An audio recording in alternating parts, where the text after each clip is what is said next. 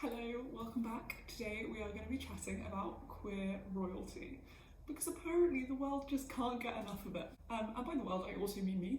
I'm specifically going to be talking about young royals and red, white, and royal blue are the things we're taking inspiration from today. So if you haven't seen either of them or read them, I'm going to give you a brief overview of what they're about.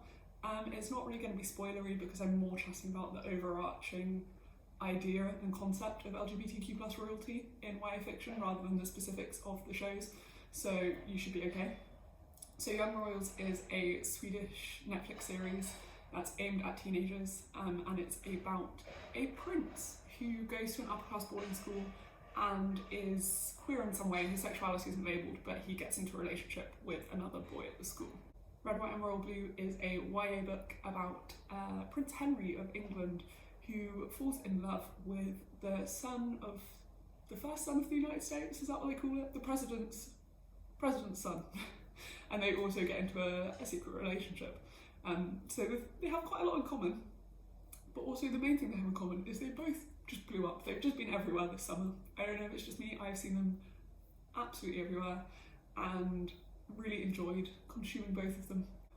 Why are we so obsessed with this stereotype? Why is it blowing up so much at the moment? And why does it seem to resonate with so many people? It's all juicy stuff, so grab yourself a cup of tea and we'll begin. So one thing that I think is particularly fascinating about this topic is that actually a lot of the LGBTQ plus figures we have in history do come from royalty. So the sort of idea of new representation of LGBTQ plus figures in royalty is actually, I don't want to say not groundbreaking because I think it is, and I will circle back to that and kind of explain why it's challenging, but it's not new. Most of the really big LGBTQ plus figures we have are often associated with royalty, or at least the upper class aristocracy. There's lots of them, and we have records of a lot of them, and I think there's kind of two reasons why you see this trend. The first reason is privilege. They were in positions where they could have these relationships because they had so much power. Basically, all they were bound by is that they have to produce an heir, and within the context of producing an heir, beyond that, they could kind of live their lives as they wished. Obviously, this depends on the historical era and isn't entirely accurate, but as a royal, you have a decent amount of control over your own life. But the main reason, more than anything, is of course historical record. Everyday people just don't show up in historical record.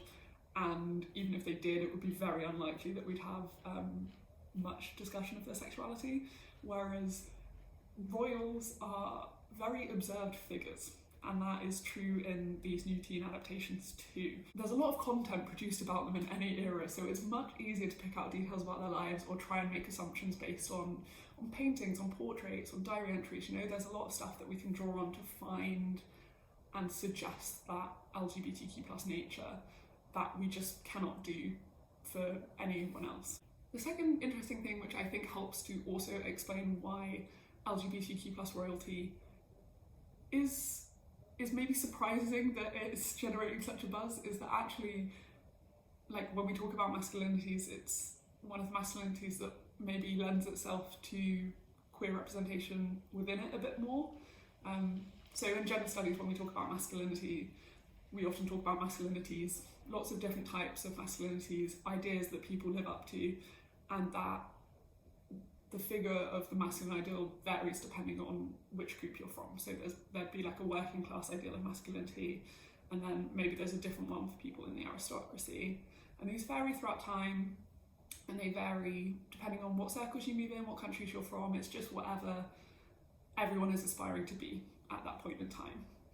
And the thing here is that upper class figures of masculinity are quite often more effeminate than working class ones. And this is because upper classness tends to reveal itself in its distancing from the working class.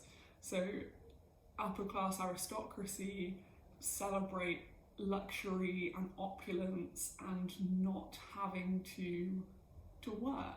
So a lot of that comes through extravagant clothing or your appearance, being able to spend a lot of time indulging these things.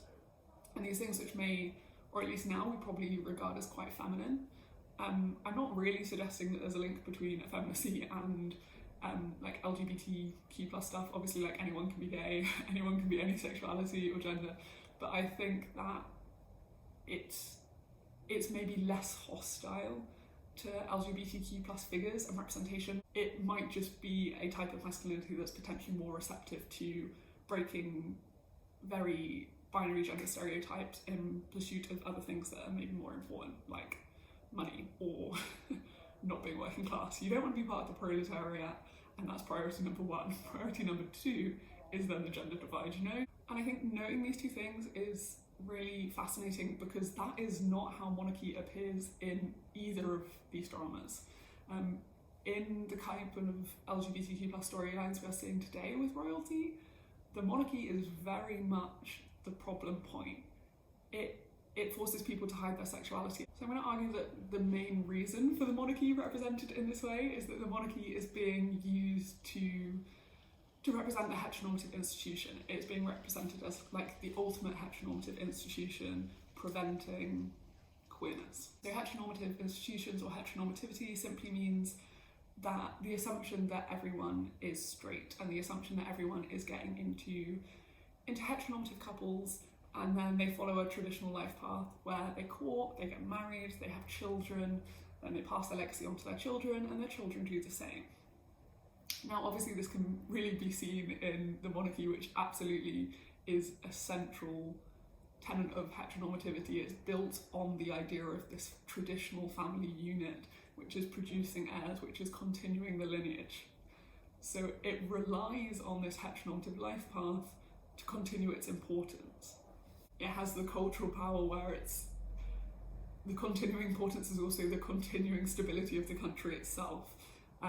Maybe less so now when we have governments, but in the past, since to prevent war, to prevent all of these things that would impact everyday people, you needed the traditional heteronormative family unit to continue to have stable monarchies. So yeah, although we have all of these records of different LGBTQ plus royalty, they didn't disrupt this process. The monarchy still continued, people had children, you know, they never actually properly got in the way of this path continuing. So therefore, like, if you're wanting to make media about the struggles of being gay and heteronormative institutions, it kind of makes sense that you would pick the monarchy as a site to explore that because it is the ultimate site of this. Also, on top of the monarchy being an institution that is continued and ensures the stability of the state, it's also a cultural and social phenomenon, and it's a part of childhood socialisation. Childhood socialisation is everything you're exposed to as a child that shapes who you are, how you see the world, how you're taught to think. And a big part of that is stories. And in children's stories, you marry a prince. It's a princess who falls in love with a prince, and they get married and they live happily ever after. So like, yes, female sexuality is quite often repressed, but one thing that isn't is female romance. And from a very young age, women are taught to be romantically attracted to the prince, and the prince is this ideal. This is like how we are taught that we should be living our lives. The prince is the ultimate goal. Therefore, I think it's kind of interesting that in these dramas, the prince is gay, and we get to see a different type of story, like superimposed onto what we're taught as children. This childhood narrative is being used, but it's being given another figure who can achieve this goal. And I think this is also why it's so fun, and part of the reason why everyone is loving it and hyping up so much, because we don't realise it, but it's a story that's like in our system, and to see it be queered and subverted in this way is exciting, it's fun, it challenges what we've been told is how the world works. Also, side note here, I think that the kind of changing of gender and switching it up, mapping it onto this story is part of the reason why you could also really heavily critique these for maybe not being that queer or that exciting, in the terms of they probably also follow quite a similar life path of like the ultimate goal is to get married and have children and kind of continue it just with separate genders. I'm not going to touch on it too much here, but I think that might be the trace of why some of those critiques are very valid as well. So there we go, I've explained why queer royalty I think is so addictive, but also it's not just queer royalty. Both of these types of media have been aimed at teenagers. It's young adult queer royalty. And I think part of this is that the monarchy is actually just a perfect metaphor for teenage young adult life. It sums up a lot of the pressures that I think you feel as a teenager, in the sense that there's a big sense of finding who you are and having this expectation of a family unit that pre-exists that you're meant to fit into. There's a lot of pressure from the outside of people asking you who you are, who you're going to be. There's a real sense of observation there. Also, you can't leave it. You're not in a space when you're a teenager that you can actually properly control your situation until you grow up a bit more and leave home. So you're stuck in this pressure that maybe you don't feel that you fit into. And that maps perfectly onto the monarchy, and I think the monarchy is just a heightened version of that environment, which is why it works so well for young adult stories, because it feels so relatable to us. Like, we're not all princes, but we can all relate to the feelings that are heightened in that situation. And then obviously, like, your teen years and your young adult years are also when you're exploring your sexuality, and when a lot of people start to question their sexuality, which links perfectly with the queer royal thing. So like queer royal youth narratives like make perfect sense as soon as you stop to think about it. There's a reason these are so popular. This has just been the like tiniest dip of the toes into the subject. I mean, I've barely talked about anything that actually happens in these two dramas. There is so much more we could talk about. Very obviously the fact that all of these are men. Does it surprise you when we're talking about monarchy? Probably not. I haven't really touched on class, and obviously I think class is a massive element of it, and the kind of aspirational nature of everyone wanting to be royal. And we haven't talked about race, and in both of these stories, the people that the princes get into relationships to are non-white people, and I think that that is a whole other thing that we could discuss. I haven't even problematized the monarchy as an institution, which we should. But essentially what I'm saying is this isn't my thesis. This was just some thoughts I had, and we can all go away and stew over these topics in our own time and like think about it more, because it's interesting. Social phenomena are interesting. Why are we all obsessed with queer royalty? And if you are obsessed with queer royalty, just a few recommendations for you so you can continue this trend. Read Hamlet or watch Hamlet. Hamlet's very gay and it's wonderful. Also, I would really recommend Versailles. It's probably like 14 plus, so maybe if you're younger than that, don't. But that's also very great queer royal representation. I would really like to find some more non-male royal representation. So if you've got any of that you can recommend, please do, because I want to try and see how other narratives have fitted into this monarchic thing that we've got going on. So yeah, this was a bit of a ramble. Essentially it was me procrastinating doing my actual uni work, and instead trying to validate being obsessed with young royals by turning it into a video. I actually have deadlines coming up, so maybe I'll do work, but probably not. Probably just means you'll get more videos, so I'll see you soon.